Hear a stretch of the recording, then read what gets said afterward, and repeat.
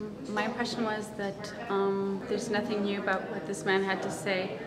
I think as a Jewish people and in the media, I think everything's already explained about the point of what Hamas is doing and the relationship with Palestinians towards the Israelis. The only thing that he said that was a bit shocking and quite pessimistic was that there's no actual leader of Hamas. It's as if Hamas itself fuels itself on its own evil and it's completely out of control. So that's pretty scary. I think it was very well organized. I was very surprised that there were so many people interested in the son of Hamas. The speaker was outstanding. He talked very clearly and his ideas were very clear.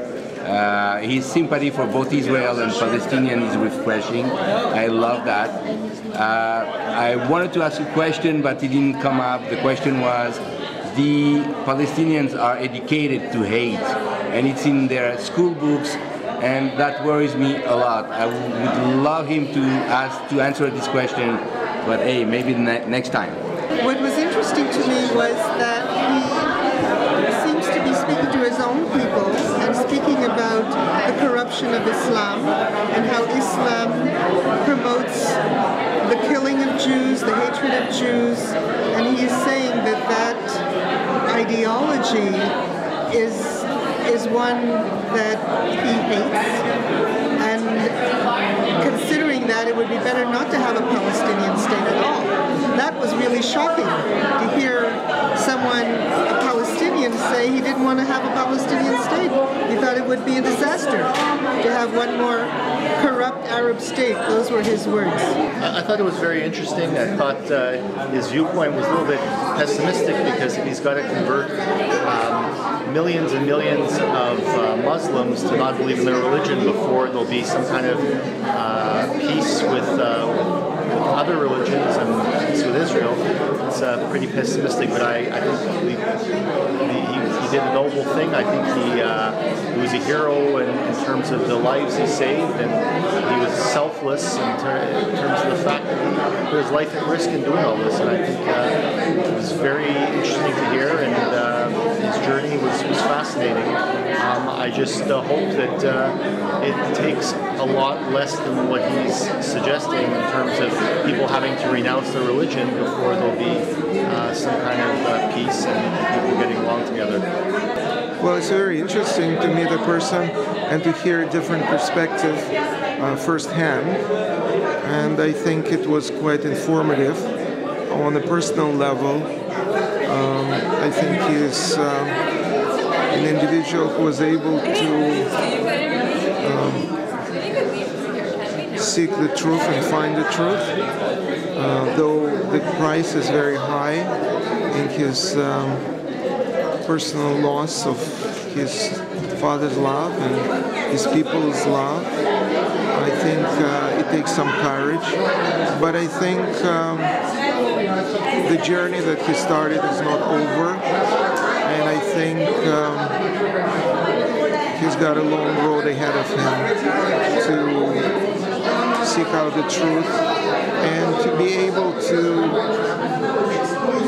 bridge the gap, because truth is universal. It cannot serve one people and not serve others. The truth should serve everybody, and I think that's a challenge that he has in his future.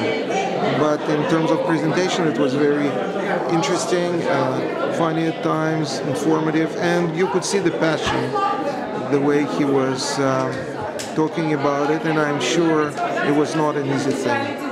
As he said, it's like hot yoga exercise. So yeah, I think it was interesting, and I'm waiting to sign the book and maybe exchange a few words with him.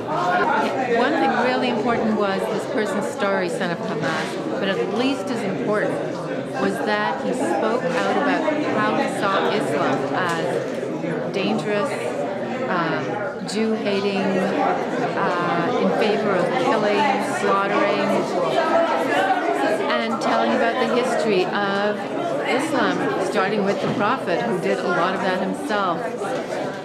It's so important for people to hear that Islam is not a peace-loving religion. I know that my students all want to see it that way. And if you say it as an outsider, people will say, oh, you're just against that religion. Whereas as an insider, from somebody with inside view, I think that was just about the most important thing, and his presence and his courage. But another thing I love about him, his saying Islam is going to collapse from within. It's something that I've been believing for years, as people around me know, but I found very little support, so I loved hearing it from him. I was impressed by him as a person. And I was impressed that he is not giving a politically correct message, but as he has lived Islam from inside, as he has lived Hamas from inside, it's very impressive and powerful. Especially I hear so much pro-Hamas from people who don't know anything about Hamas. Well, the only thing I wanted to say is we wish we had 1 million of you. Life will be better.